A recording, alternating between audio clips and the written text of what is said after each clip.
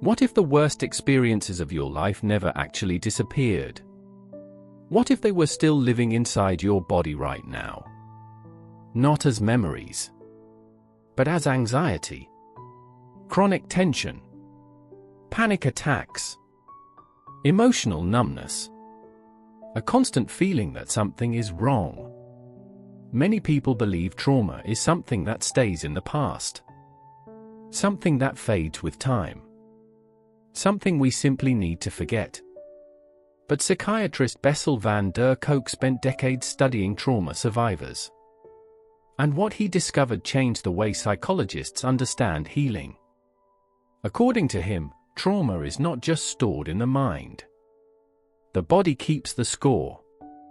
And once you understand what that means, many struggles that seem mysterious suddenly begin to make sense. Most people think trauma only happens after extreme events. War, violence, natural disasters. But trauma can take many forms.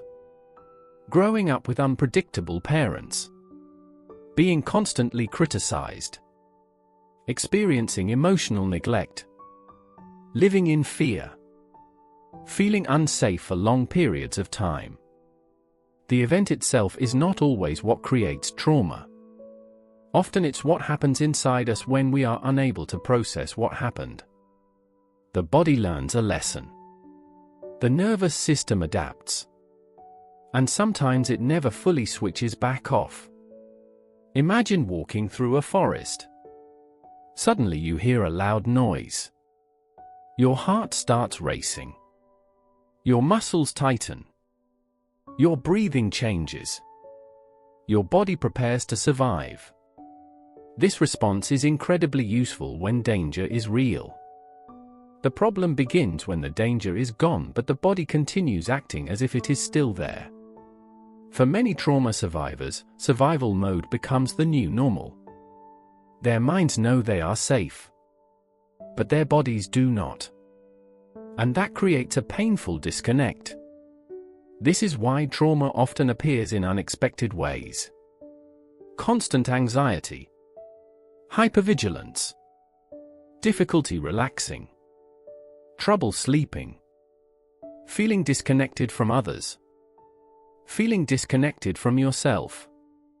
Many people spend years trying to solve these symptoms without understanding where they come from. They blame themselves. They think they're weak, broken, lazy, or simply overreacting. But what if these symptoms are not signs of weakness? What if they are signs of adaptation? Signs that your body learned how to survive. One of the central ideas in The Body Keeps the Score is that trauma changes the brain. Not permanently, but significantly. Areas responsible for fear become overactive. Areas responsible for feeling safe become less active. The brain becomes highly efficient at detecting danger, even when no danger exists. Imagine having a smoke detector that goes off every time someone makes toast. That's how many traumatized nervous systems operate. They are not malfunctioning. They are trying too hard to protect us. One of the most powerful insights in the book is that trauma is not always about what happened. Sometimes it's about what didn't happen. The love that wasn't given. The support that never came. The safety that was missing. Children depend entirely on the people around them.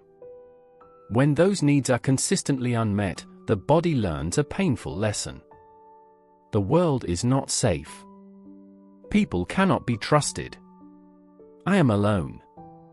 Those beliefs can remain hidden for decades. Yet they continue influencing relationships, confidence, and emotional well-being. Many trauma survivors do not realize they are reliving old patterns. They become attracted to familiar dynamics, even when those dynamics hurt them. The nervous system often chooses what feels familiar over what feels healthy. That's why someone can desperately want love while simultaneously fearing closeness. Why someone can crave connection while pushing people away.